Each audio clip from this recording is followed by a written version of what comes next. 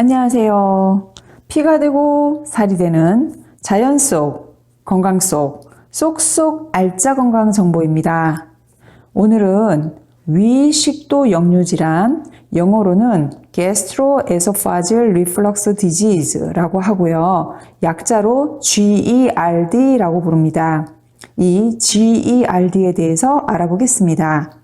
첫 번째, 헐번, 액시드 리플럭스, GERD 차이점을 알아보고요. 두 번째, 위식도 역류 질환, GERD라고 말씀드렸죠. 유아, 어린이, 임산부에 어떻게 나타나는지 알아보겠습니다. 그리고 세 번째, 불안, 우울, 천식, 과민성 장증후군이 있는 경우 GERD 발생 정도를 알아보고요. 네 번째, GERD를 극복하기 위한 생활요법, 영양요법에 대해서 알아보겠습니다.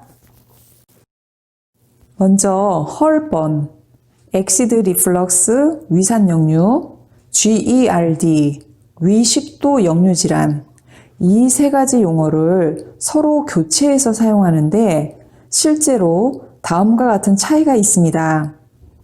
결론부터 얘기 드리면 헐번은 증상이고 위산역류, GERD는 질병 상태라고 생각하시면 됩니다. 헐번은 식도의 마지막 부분에서 느끼게 되는 타는 듯한 또는 쬐는 듯한 통증을 얘기를 합니다. 이것은 질환 이름이 아니고 나타나는 증상입니다. 헐번의 경우는 식후에 주로 나타나며 특히 몸을 앞으로 숙이거나 또는 눕거나 하면 더 심해집니다. 대부분의 경우 음식 조절, 스트레스 관리를 하면 해결이 됩니다.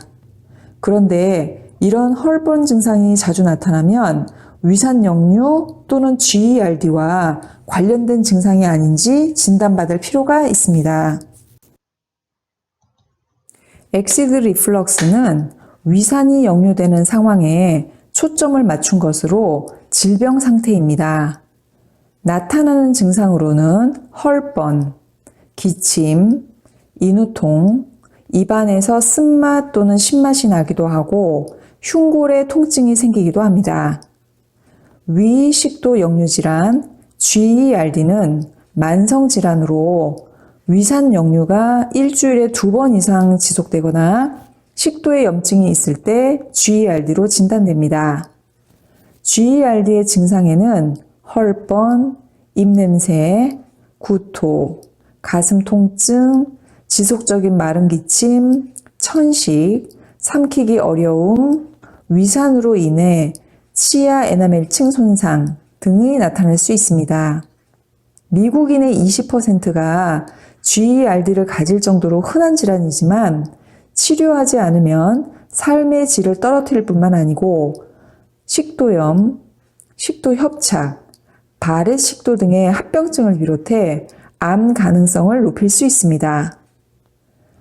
흔히 성인에서만 GERD가 있을 거라고 생각하지만 유아, 어린이, 청소년 등 모든 연령대에서 정도의 차이는 있지만 GERD가 나타납니다.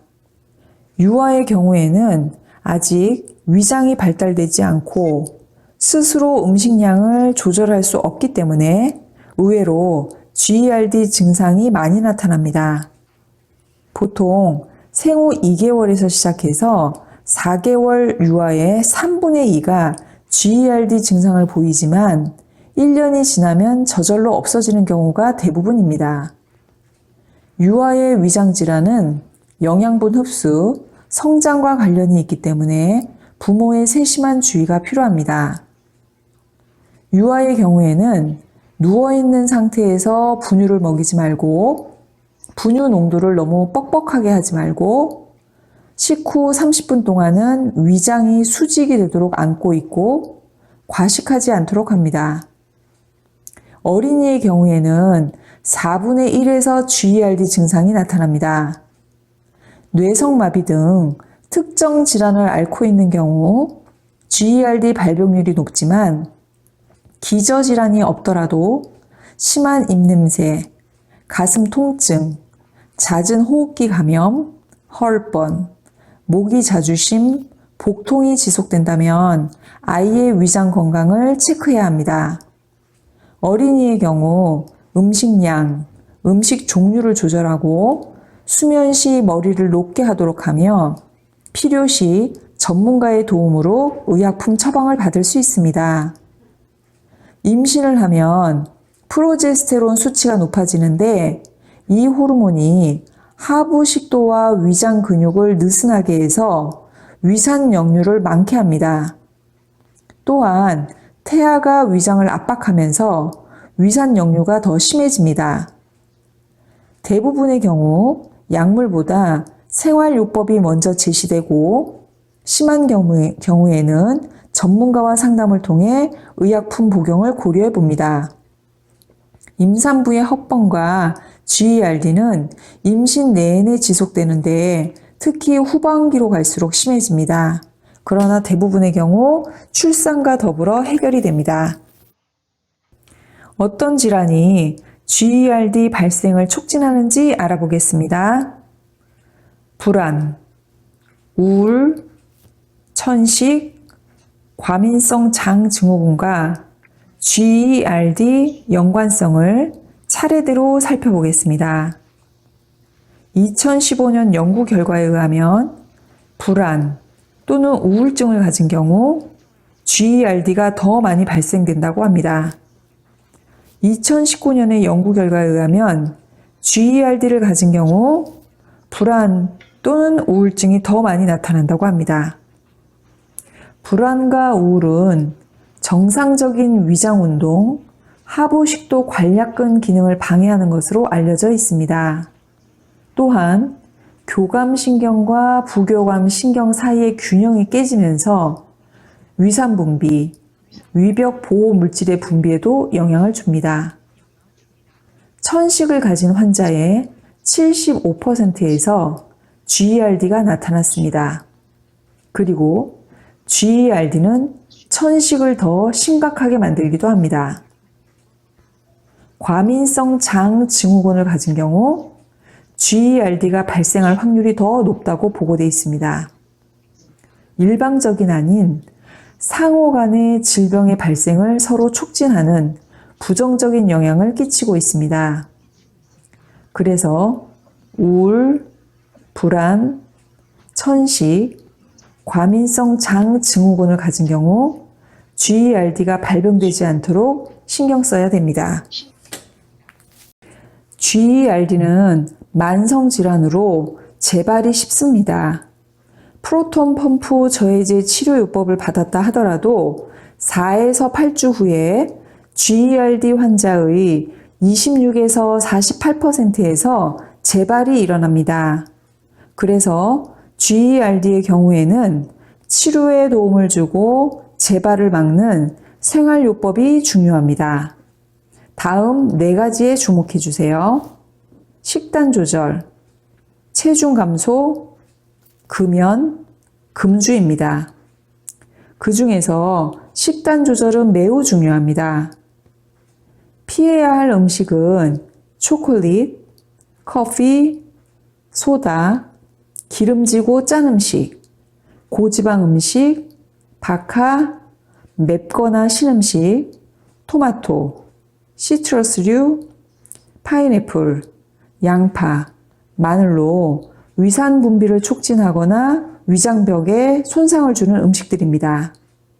또한 적은 양을 천천히 먹기, 식후 최소 3시간은 눕지 말기, 꽉 끼는 옷 입지 말기, 필요시에만 비스테로이드성 진통제 등 의약품 복용하기, 식후 껌 씹기 등은 GERD 예방과 치료에 도움이 됩니다. 하부식도 관략근, 횡격막 식도 인대로 구성된 엔티 리플럭스 베리어가 있는데 이것은 역류를 막아주는 일종의 방어벽 역할을 합니다.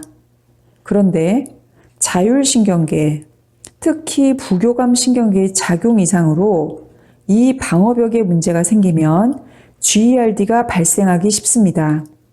그래서 자율신경계 내의 밸런스를 유지하는 것은 위장관 건강에 꼭 필요합니다.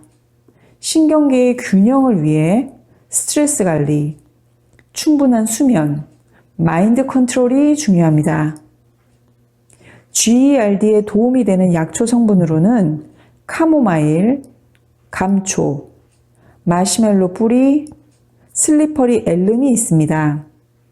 그리고 글루타민, 글리신, 아세틸 글루코사민, 감마 오리자놀, 뮤신, 아연 카노신 등은 위산 분비와 위장벽 보호의 균형을 잡는 데 도움이 됩니다. 또한 생약 성분으로 구성된 한방 영양제도 있습니다. 생활요법과 더불어 GERD, 위식도 역류 질환을 예방하고 치료에 도움을 주는 영양제를 꾸준히 복용하도록 하세요. 위장은 우리 몸에서 에너지를 만드는 공장입니다. 에너지 없이는 성장도, 활동도, 그리고 회복도 일어나지 못합니다. 오늘의 내용이 여러분의 위장 건강에 도움이 되셨으면 합니다.